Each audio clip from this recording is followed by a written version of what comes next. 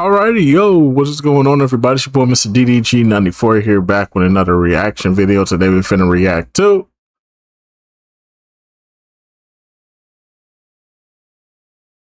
artists who disappeared after one hit song.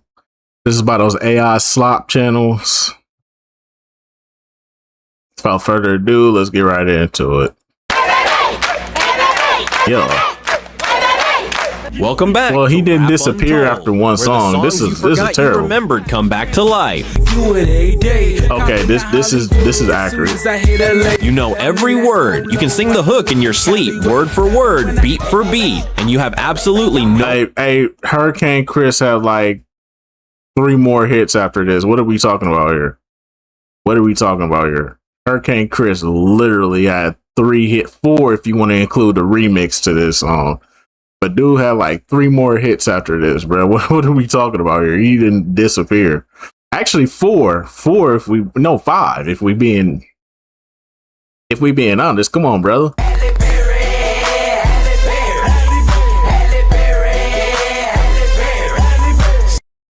Fuck is we talking about? No idea what happened to the person who made it. Some of them got robbed by their own label and never recovered. Some of them walked away from millions on purpose. Some of them disappeared into completely different lives. A courtroom, a tech startup, a religious commune, a reality TV show, and never looked back. This is why I'm hot. This is why. One of them was arrested for murder a decade after his biggest hit. One of them built a $50 million fortune while the whole world assumed he vanished. One of them fell from the single biggest name in music to a punchline faster than almost anyone in entertainment history, and then rebuilt himself completely on television, flipping houses. These are not rumors. These are not guesses. Every story in this chapter is documented, verified, and sourced, straight from interviews, court records, and the artists themselves. So hot up in the club that I ain't got no shoes on. Holding up a big stack. 10 unforgettable songs, 10 real answers to the question you've been asking for years. This is rap untold. Let's find out what really happened to them. Number 10, Ice Cream Paint Job. Doro, 2009. Doro had another song after this. Get big, get big. You ain't got enough money. You ain't got enough money. Nah, he had another hit after this. It's not a one-hit wonder, bro.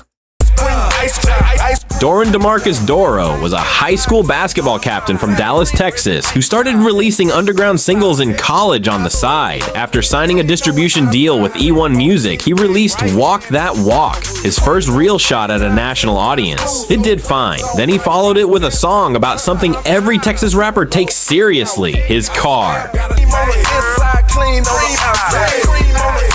I gotta be Texas rappers though. Debuted on the Billboard Hot 100 at number 92 in June 2009. 14 weeks later, it peaked at number 27 and spent 20 weeks on the chart in total. It went platinum. The video featured Doro standing in front of a giant chart labeled Periodic Table of Dallas, with cameos from Lil Boozy, Slim Thug, Paul Wall, Bun B, and Chamillionaire. For a moment in 2009, you could not turn on a rap station in America without hearing it, and then nothing matched it.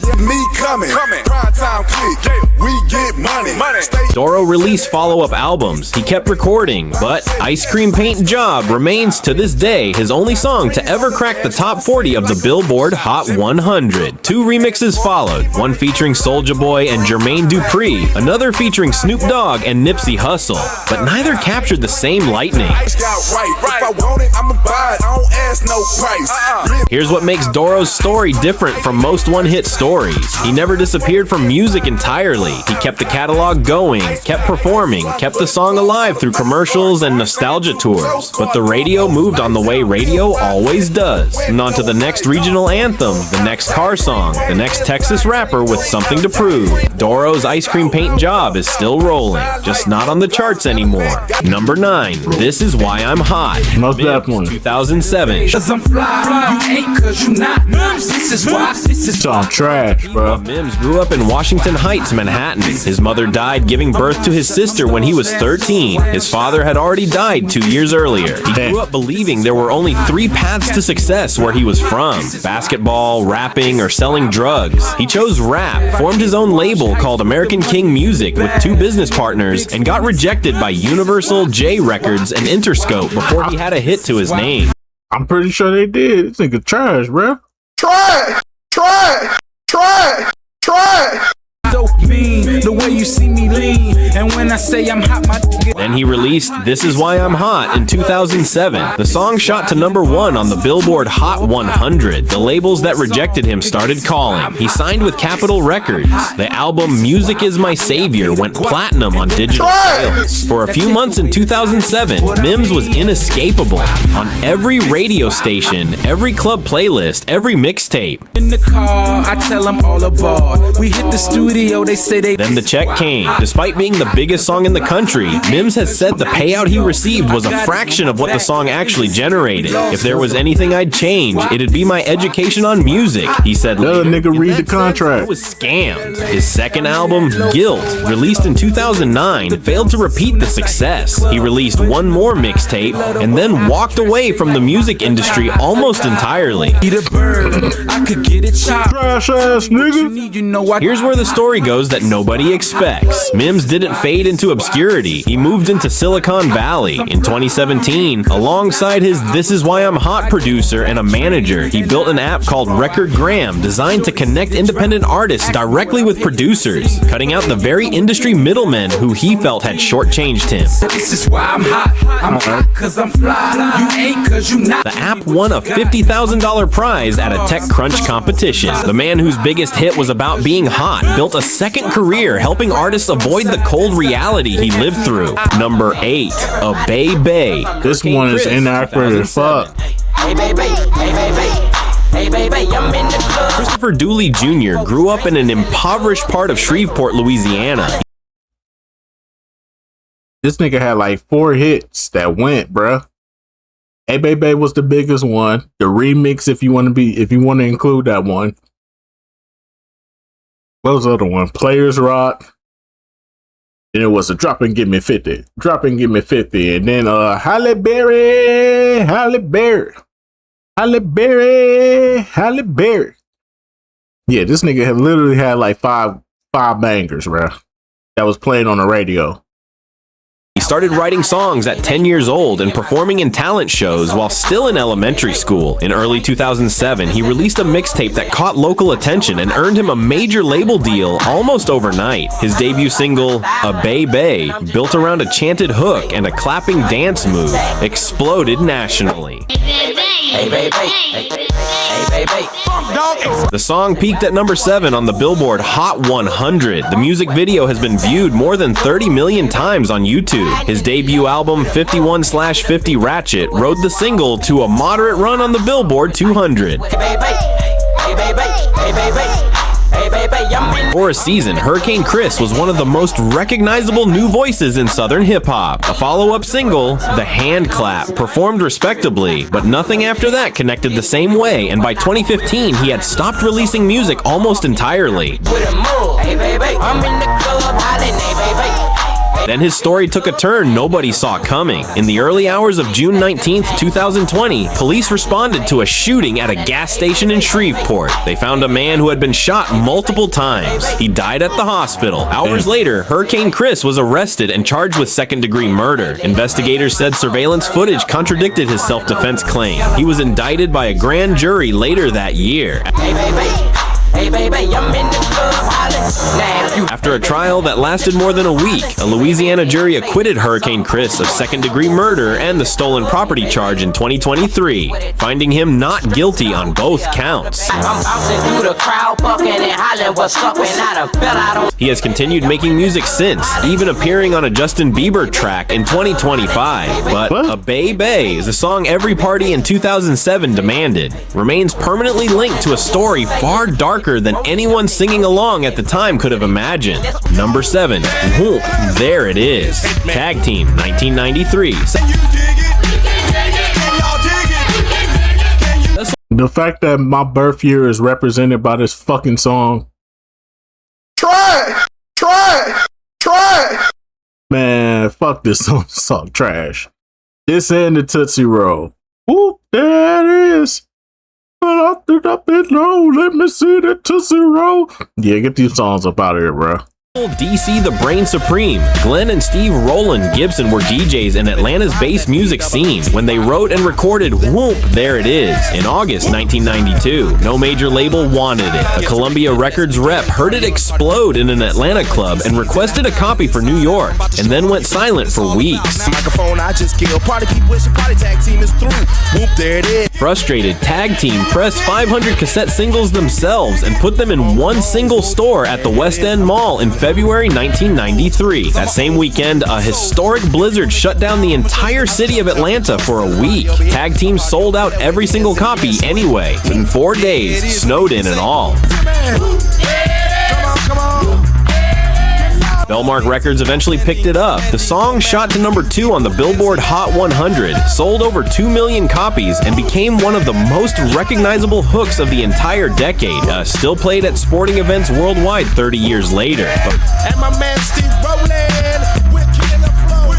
Behind the explosion, the business side was falling apart. Tag Team's label, Bellmark Records, eventually filed for bankruptcy. What followed was a 15-year legal battle over royalties and rights to one of the biggest selling singles of the 1990s. A battle so prolonged that it became, in its own way, more famous within the industry than the song itself. For over a decade, the men behind one of hip-hop's most universally known hooks fought just to be properly compensated for it.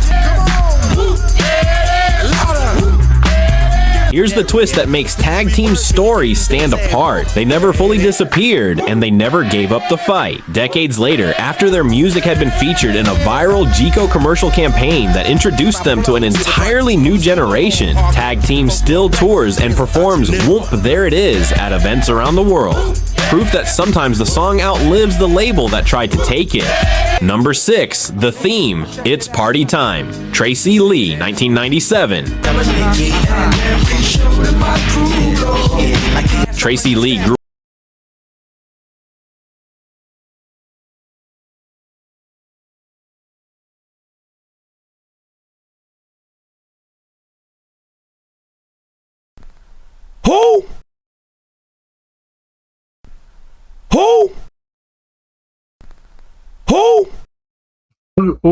Who is these niggas? Grew up between Buffalo and Philadelphia, fell in love with hip-hop the moment he heard Rapper's Delight as a child, and wrote his first rhyme at 11 years old. He graduated from Howard University with a degree in communications and signed with By Storm Records, a Universal Records subsidiary run by Mark Pitts, the executive who also managed the notorious B.I.G. His single, The Theme, It's Party Time, spent 37 weeks on the Billboard charts in 1997, an extraordinary run for a debut single. His album, Many Faces, featured guest appearances from Busta Rhymes and the notorious B.I.G. himself. On the track, Keep Your Hands High, Lee has said working with Biggie taught him things about the craft he'd never known, including watching Biggie write entire verses in his head with no pen or paper at all. But Lee's second album wasn't properly promoted, and Universal dropped him from the label by 2001. He found himself, in his own words, back to square one, except this time he understood exactly what had gone wrong. He had signed away the majority of his publishing rights without understanding what that meant. He had hired a lawyer who wasn't even an entertainment specialist. So Tracy Lee enrolled in Southern University Law Center in 2003, graduated in 2006, and became a licensed entertainment attorney in 2007, the first former major label hip-hop artist in history to earn the title Esquire after his name. He now represents music industry clients, including collaborators of Kelly Rowland, Solange Knowles, and Jay-Z's longtime engineer, DJ Young Guru, making sure other artists never signed the kind of deal that ended his own rap career. Damn. If Rap Untold is hitting different, smash that like button right now. Man, subscribe fuck so off. the next Whatever Happened To doesn't slip past you. Now here's where the answers get genuinely shocking. Number 4, Bust a Move. Hold on. Go back. Go back.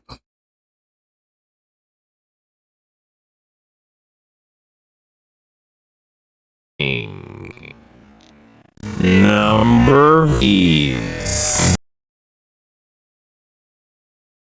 So number 5 was gonna be Skee-Lo.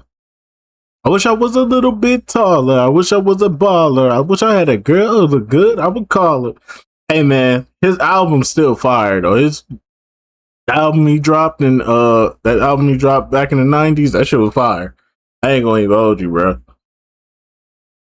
Outside of that, yeah, you want to hear Wonder, bro.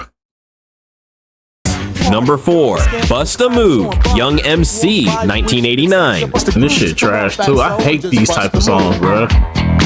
Y'all 80s niggas got it, bro. Was a USC economics student when label founders Matt Dyke and Mike Ross delivered a recording contract to his dorm room after hearing him rap over the phone. He co-wrote 2 massive hits for label mate Tone Loc, Wild Thing and Funky Cold Medina, before anyone even knew his own name.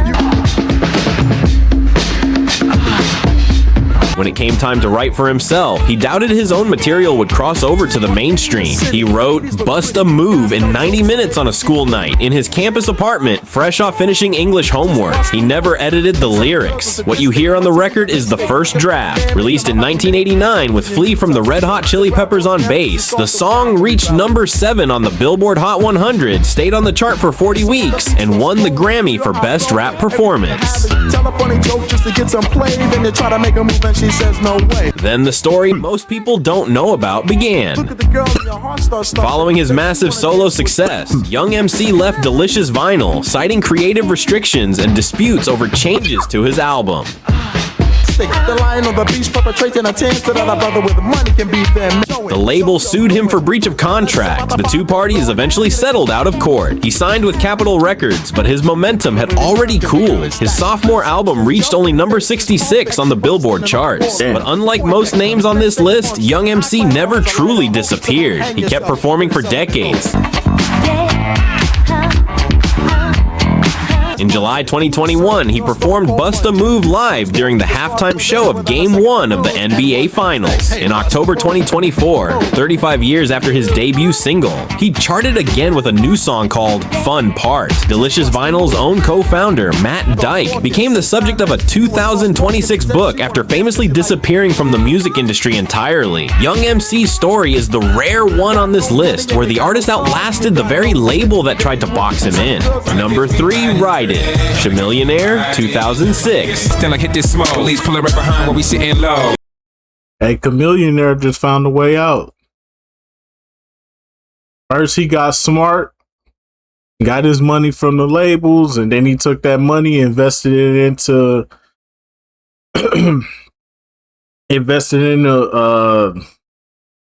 the tech, and shit, he been balling ever since. I can't blame him. Shout out to Chamillionaire. Windows down, gotta stop a look. Hakeem Sariki, Chamillionaire, grew up shuttling between divorced parents in Houston with little awareness of money beyond knowing his family didn't have much of it. He came up through Houston's underground rap scene, signed with Universal Records in 2005, and released Ridin' featuring Crazy Bone, a song about being repeatedly pulled over by police on suspicion of riding dirty, despite never actually being caught with anything.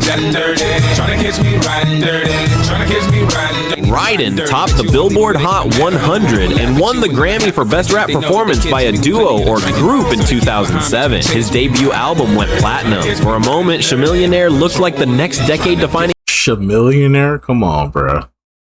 Y'all niggas really gotta buy the premium, bro. Come on, it's getting sad now, bro. Bruh. Come on now, dog. Come on, man. Y'all running these AI slop channels and can't get the premium so y'all can say the words right. It's crazy work. Star out of Houston. That I am, I talk to them, giving it, but I'm not feeling my attitude when they realize Then the hits stopped coming with the same force, and by the early 2000s, casual fans assumed he had simply faded away like so many one-hit wonders before him. He hadn't. While the music industry moved on, Chamillionaire had already started quietly investing his earnings into early-stage technology companies, long before it was fashionable for celebrities to do so. 'em all, but I won't get caught. His $1,500 investment in Maker Studios returned over $20 million when Disney acquired the company. He invested early in Cruise Automation, the self-driving startup that General Motors later bought for over $1 billion. He invested in Lyft before it went public. Let's try to jack for some, but we packing something that we have for we'll have a player locked up in the maximum. Here's what makes Chamillionaire's disappearance the ultimate plot twist on this list. He didn't vanish because his career collapsed. He walked away on his own terms with a fortune most platinum-selling artists never come close to. I ain't gonna lie, they played this song to death. This song's still annoying to this day. His net worth sits around $50 million, built not from ride-in royalties, but from the tech industry he quietly infiltrated, while the world assumed he was just another rapper who couldn't follow up his one big hit. Number 2, Flava in Yair, Craig Mack, Flavor in your ear. R.I.P. Craig Mack, though. 1994. But that was Diddy's fault, though. Diddy was a hater, bro. Everybody know ain't no party like a Diddy party, so. Yeah, that's what's up. Yeah. Diddy was a fucking hater, bro. Craig Mack was born in the Bronx and raised on Long Island. He spent years touring as an unpaid hype man for EPMD just to learn the business before he ever stepped to a mic professionally. In 1993, a then unknown executive named Sean Combs met him at a Manhattan club and promised to sign him if he could freestyle over Mary J. Blige. Mack delivered. He became the very first artist signed to Bad Boy Records. Before the Notorious B.I.G., before Maze, before any of it existed as an empire. Flava in Yair hit number 1 on the Billboard Rap chart and number 9 on the Hot 100 in 1994. The remix, they're featuring a star-making verse from the Notorious B.I.G. along with LL Cool J and Busta Rhymes, became one of the most essential records of the decade. It was Single of the Year at the 1995 Source Awards. The infamous 1995 Source Awards. And then, in one of the cruelest timing coincidences in music history, Mack's debut album was released one single week after Biggie's Ready to Die, and the entire spotlight that should have belonged to the first star of Bad Boy shifted permanently to the label's biggest one. Mack left Bad Boy in 1995. His second album, released independently in 1997, produced no hit singles. And then, in one of the most surprising disappearances in hip-hop history, Mack renounced his entire past life and devoted himself to a religious commune called Overcomer Ministry in rural South Carolina, led by a self-described last-day prophet. The king is what I mean. My man get a cup of. The group's leader once told a congregation gathered around Mack, Craig Mack is dead. We have somebody that used to be Craig Mack. Craig Mack died at his home in March 2018, just days after the 21st anniversary of Biggie's murder. At 47 years old, his death certificate would later reveal he had been quietly battling HIV/AIDS, a diagnosis his family believes he learned of before he ever left New York in 2007. Nobody got to understand his story, his producer said after his death. The first star of Bad Boy Records, the man who opened the door for an empire he never got to fully share in, spent his final years asking the world for nothing but peace. Number 1, Ice Ice Baby, Vanilla Ice, 1990. Robert Van Winkle, Vanilla Ice, was discovered breakdancing and rapping in Dallas nightclubs in the late 1980s. In 1990, Ice Ice Baby became the first hip-hop single in history to reach number 1 on the Billboard Hot 100. His album, To the Extreme, became the fastest-selling hip-hop album ever released at that point, moving over 11 million copies. He dated Madonna. He appeared in Teenage Mutant Ninja Turtles 2. For a period of months in 1990, there was no bigger name in popular music anywhere on the planet. Then it all came apart at a speed almost without precedent in entertainment history. A November 1990 newspaper investigation exposed that Vanilla Ice had fabricated huge parts of his backstory, claiming a rough upbringing in Miami's toughest streets when he had actually attended a comfortable suburban high school outside Dallas. He had also falsely claimed motocross championship credentials that never existed. The backlash was so immediate and so total that his follow-up release failed to chart at all. Hey, let's kick it.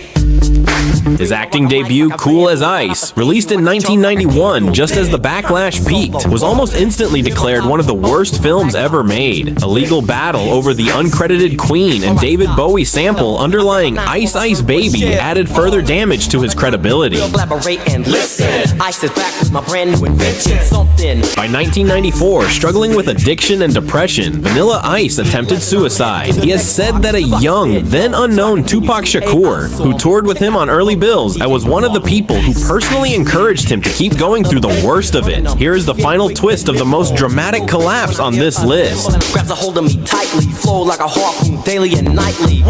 Vanilla Ice didn't vanish into obscurity. He rebuilt an entirely different life. He became a real estate flipper, hosting his own DIY network show called The Vanilla Ice Project for over a decade. He still performs Ice Ice Baby at shows worldwide, including a New Year's Eve appearance at Mar-a-Lago in 2020. Keep my composure when it's time to get loose. Magnetized by the mic. My two Faster and harder than almost anyone in music history is 3 decades later still the answer to one of the most asked questions in pop culture. Whatever happened to Vanilla Ice? This is a hell of a concept. We make it hype, and you want to step. That's Rap Untold, the real story, always verified, never cleaned up. If this chapter hit you with some nostalgia, Man, shut the fuck up. Anyway, so let's just go about doing it for this one, man. Most definitely, man. Some of these ain't accurate. Like Hurricane Chris should not be on here, bro. Hurricane Chris should not be on here. Everybody else, I would say, belongs on here, except for Hurricane Chris. Other than that, though, and Dero don't belong on here either. He had 2 hits. Hurricane Chris had like 5. Yeah, come on, bro. What is we talking about here? But anyways, so that's just gonna about do it for this one. I'll see y'all in the next video. Till then, deuces.